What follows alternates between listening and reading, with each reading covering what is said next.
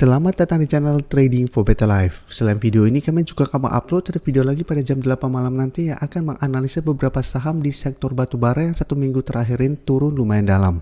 Dan di video ini saya cuma menganalisa satu saham yang tidak akan membagikan dividen tahun ini dan beberapa saham di satu sektor yang sama. Semoga analisa yang diberikan ini bisa bermanfaat dan membantu teman-teman dalam mengambil keputusan. Untuk teman-teman yang mau request saham untuk dianalisa, bisa like dan komentar pada postingan Instagram Trading for Better Life yang di-post setiap hari Jumat.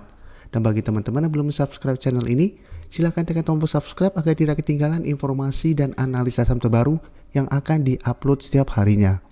Saham pertama akan saya analisa hari ini adalah saham BSDE. Saham BSDE hari Jumat kemarin ditutup turun 1% lebih ke harga 895.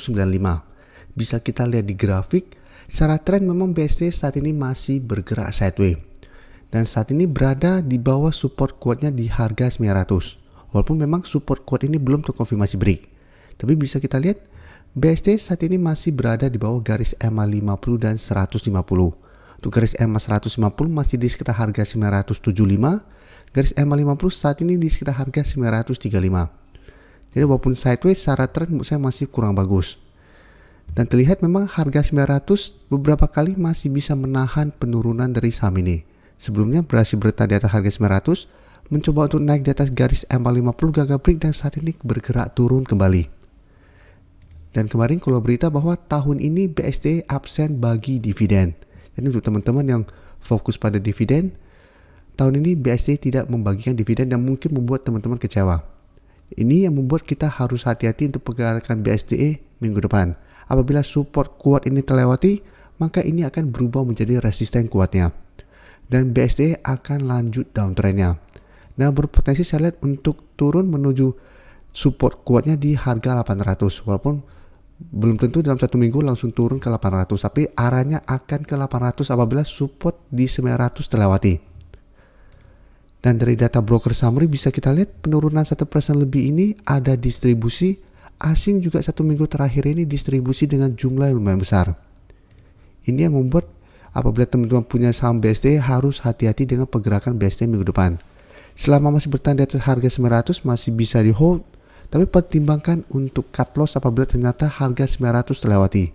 Karena secara tren akan mulai jelek lagi dan sentimen negatif tidak bagikan dividen membuat masih ada potensi untuk bergerak turun. Sedangkan untuk teman-teman yang ingin coba swing trade, bisa coba pantau di sekitar harga 900. Apabila masih bisa bertahan dan rebound, bisa coba entry dengan target jangka pendek di garis EMA 50 di 935 sampai garis resisten berikutnya 950. Bisa pertimbangkan untuk take profit apabila memang masih gagal break dari kedua resisten ini. Sekarang kita coba analisa teman-teman jadi satu sektor sama, yaitu CTRA. Bisa kita lihat hari Jumat kemarin juga turun 1% lebih ke 895. Dan secara tren, CTRA juga trennya saat ini kembali bergerak downtrend. Sebelumnya beberapa kali masih bisa bertahan di atas harga 950 bisa kita lihat, tapi mencoba untuk naik di atas garis EMA 50 dan 150 beberapa kali juga gagal break. Dan sekarang sudah turun di bawah harga 950 dan bisa kita lihat garis EMA 50 pun telah berpotongan dan mulai bergerak turun. Jadi secara tren jangka menengah pun CTRA saat ini sudah kurang bagus. Dan bisa kita lihat support berikutnya itu di 870 karena sebelumnya menyentuh target harga ini CTRA berhasil rebound kembali. Dan garis MACD pun bisa kita lihat saat ini masih bergerak turun. Untuk data broker summary bisa kita lihat penurunan 1% lebih ini masih distribusi. Dan asing juga sama, bisa kita lihat 3 hari terakhir ini keluar dengan jumlah yang lumayan besar. Jadi dari data yang kita dapat, CTRA apabila teman-teman mau entry paling aman adalah tunggu di sekitar 870 sampai 875. Karena memang setelah penurunan tajam hampir beberapa minggu terakhir ini, CTRA ada potensi untuk rebound sementara. Tapi untuk entry-nya sebaiknya tunggu di sekitar support terdekatnya. Apabila masih bisa bertanda rebound, bisa coba entry. Dan ingat sebaiknya hanya trading jangka pendek. Karena cara tren CTRA belum bagus untuk di hold. Karena bisa saja rebound itu hanya rebound sementara. Dan selanjutnya saya akan analisa saham SMRA. Bisa lihat SMRA hari Jumat kemarin ditutup bertahan di 605. Dan untuk SMRA saat ini mencoba untuk rebound dari support di 580. Jadi SMRA juga secara tren masih downtrend walaupun beberapa hari terakhir ini mencoba untuk bangkit. Dan untuk resisten berikutnya itu bisa kita lihat di sekitar harga 650. Untuk garis MACD saat ini mulai bergerak sideways. Untuk SMRA bisa kita lihat pada pedagang hari Jumat kemarin tidak naik maupun turun, tapi terlihat ini ada sedikit akumulasi. Dan asing juga terlihat 2 hari terakhir masuk akumulasi saham SMRA. Mungkin terlihat ini sepertinya distribusi karena angka lebih besar yang sellernya, tapi jika kita lihat untuk netnya ini masih ada akumulasi walaupun akumulasinya tidak besar. Jadi dari data yang kita dapat, apabila teman-teman sebelumnya berhasil membeli di sekitar harga 580 sampai harga 600, SMRA saat ini menurut saya masih bisa di hold selama support di 580 tidak terlewati, karena apabila masih kuat di support ini, SMRA minimal trennya akan mulai sideways. Jadi dorongan ke bawah akan melemah mulai sideways sehingga ada potensi untuk mencoba naik ke resisten 650.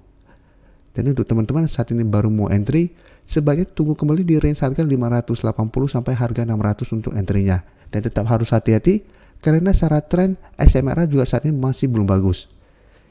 Karena bisa saja turun kembali ke support 580 dan gagal bertahan, SMRA juga masih ada potensi untuk lanjut downtrend-nya. Jadi ini sebenarnya spekulatif buy karena secara tren juga masih belum bagus apabila teman-teman mau entry.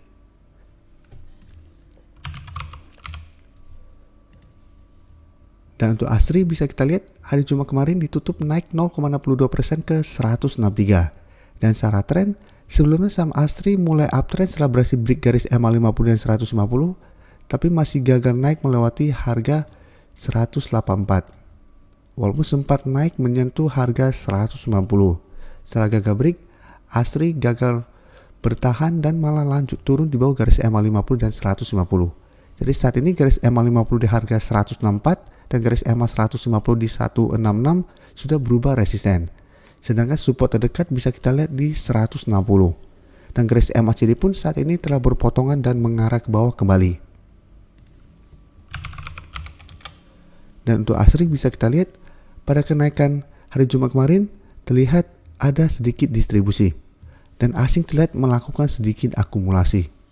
Jadi untuk ASRI apabila teman-teman sudah berhasil membeli di sekitar harga 160 menurut saya masih bisa di hold. Tapi apabila teman-teman saat ini baru mau entry, paling aman adalah tunggu ASRI berhasil naik di atas garis MA 150 baru teman-teman entry dengan target jangka pendek di 175. Itu akan lebih aman karena ASRI trennya akan lebih baik apabila berhasil naik di atas garis MA50 dan 150. Atau teman-teman mau coba spekulatif buy di sekitar support 160, tapi tetap harus disiplin apabila ternyata support ini terlewati, ASRI masih ada potensi untuk lanjut downtrendnya. Dengan support berikutnya bisa kita lihat di 150. Jadi resiko untuk beli di sekitar support 160 akan lebih besar karena secara tren masih ada potensi lanjut downtrendnya. Terima kasih telah menonton video ini. Like dan share video ini bila bermanfaat bagi teman-teman. Dan support channel ini dengan cara tekan tombol subscribe agar channel ini bisa makin berkembang dan bisa membantu lebih banyak orang lagi. Terima kasih.